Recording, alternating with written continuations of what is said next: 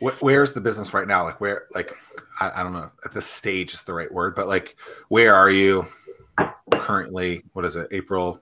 Is it April? April 15th? Oh, it's tax day. Tax day 2021. Where is MotivateU in the business world? So tomorrow we will have been open for 8 months. Mm-hmm. And we're just rolling out our beta right now. And it's pretty good speed. I was just going to ask you about that. Sorry, Zach, that going to your website, it says that you are accepting beta testers. What's the ideal beta tester that you're looking for? So we're mostly looking for people who are willing to go through the whole process. So it does take a lot to onboard somebody. And then we're looking for people who like giving feedback. So if you're in a business where you want to kind of like steer some of the direction of where this is going and have it very super personalized to you, that would be an ideal situation. And that's also from a gym owner standpoint would be a beta tester, or would it be the end user, or both?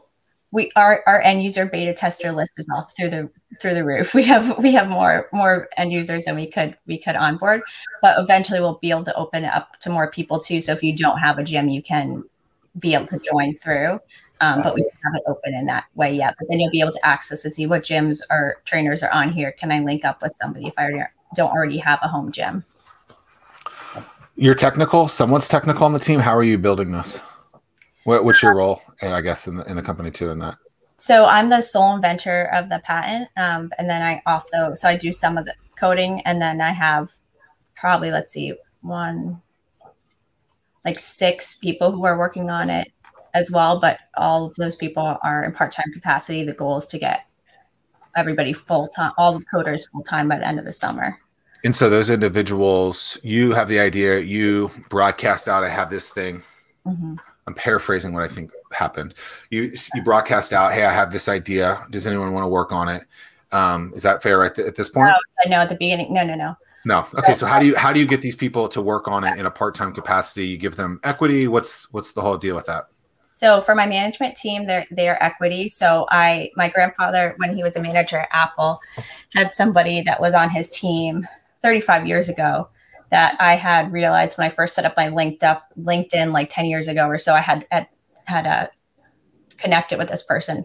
And so I saw he was still very active on LinkedIn. So he was the first person that I reached out to.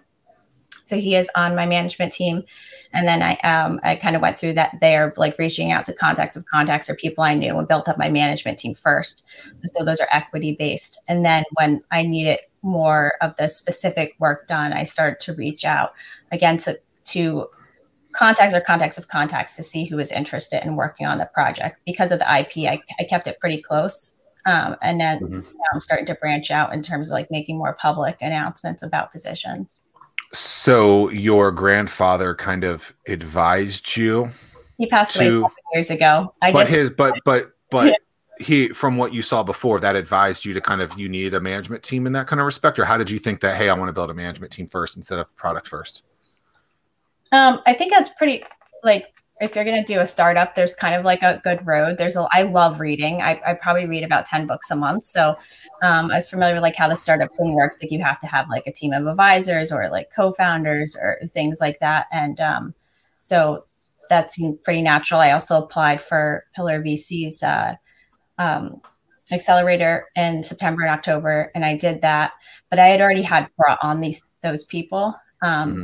My grandfather, one thing that he taught me was like, never be afraid to ask. And that I've heard over and over again through this journey. And it's been amazing to me how many people will help you and give you advice and want to share what they've learned along the way if you ask. But again, like sometimes you think like, oh, they're this person in a huge position. Like, why would they want to talk to me? And it's not true. People who are really successful want to share that success with others. So that is one thing, even though he's passed away, I think that allowed me to make those asks of the people who are now on my management team and others. Yeah, I mean, that's an interesting point. And that's as I work with a lot of people that are they're kicking the tires about entrepreneurship, ready to get started. It's like explaining to them that the entrepreneurial community is so unique in the sense that you have so many people willing to help, but you have to take that first step of making yourself vulnerable, because if you don't tell people how they can help you, they don't know how they can help you. So that's really, that's interesting. It's great that you've learned that and you participate in that behavior so early on. As someone who's been directly involved within the startup community for almost a decade, I want to talk to you about a serious pain point: spending a ton of time trying to understand the business landscape in the 757. That's time that should be focused on growing the business. At Startwheel, we're here to help you by compiling all of the news you need to know about in one place. Now there's no need to search multiple websites. Just head to startwheel.org and see for yourself. That's startwheel.org.